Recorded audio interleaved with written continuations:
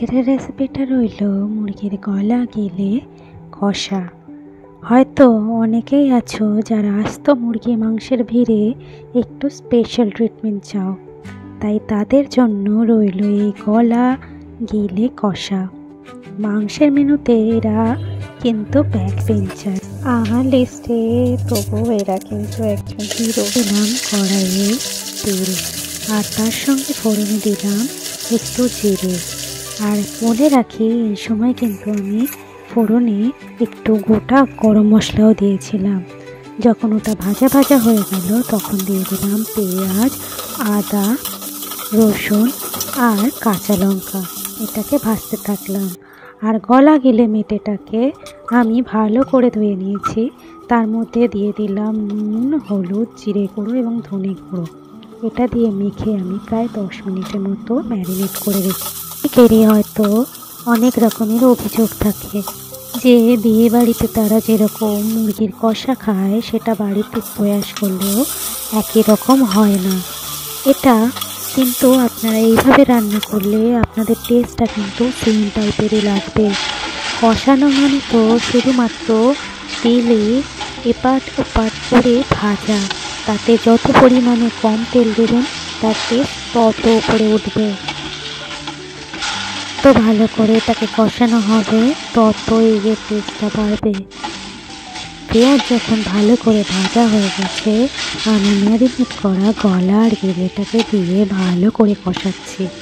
আমি বলে রাখি, এই গলা গিলে মেরে কষাটা যখন আমি করছিলাম, আমি চেষ্টা করেছিলাম এতে মশলার পরিমাণটা একদম ন্যূনতম রাখতে, যাতে টেস্টটা বাড়ির স্বাদের মতন সুন্দর লাগে।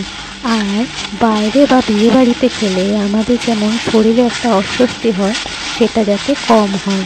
যাই হোক, যখনই আমি এটা ভাজতে লাগলাম তখন গলার গিলে দিয়ে হালকা পরিমাণে জল বেরিয়েছিল। সেই জলটা যখন মরে যায় তখন আমি আরেকটু ভাজলেই তেল বেরোতে শুরু করে। যখন তেল বেরিয়ে যায় তখন আমি একটু জল দিয়ে দিয়েছিলাম, কারণ গলা আর গিলে সিদ্ধ হতেও একটু সময় লাগে। গলায় মাংসর থেকে হাড়ের সংখ্যা বেশি, সেই কারণে যখন এটা কষানো হয়ে যায় দিয়ে দিলাম পরিমাণ মতো গরম মশলা এবং গার্নিশ করার জন্য ওপর থেকে দিয়ে দিলাম ধনে পাতা। গলা গেলে আমার তো খুব ফেভারিট। আমার মতো কজন আছো যারা গলা গিলে ফেলতে খুবই ভালোবাসো, মানে মাংসের থেকেও বেশি। বলে রাখি, ব্যাক বেঞ্চার এই গলা গিলে যারা প্লেটে ওঠে খুবই কম, এবং অনুষ্ঠান বাড়িতে যাদের কোনো স্থানই নেই, সেই রেসিপিটা যদি তোমাদের ভালো লেগে থাকে অবশ্যই তোমরা একটা কমেন্ট করো। তাদের কাছে আন্তরিকভাবে একটা অনুরোধ করলাম, আমি খুবই ছোট একটা কন্টেন্ট ক্রিয়েটার, সবে রান্নাগুলো পোস্ট করছি, যাতে তোমাদের ভালো লাগে সেই জন্য অনেক চেষ্টা করছি। তাই তোমরা যদি একটু পাশে থাকো এবং লাইক, শেয়ার, সাবস্ক্রাইব করো, তাহলে আমি একটু সাপোর্ট পাই।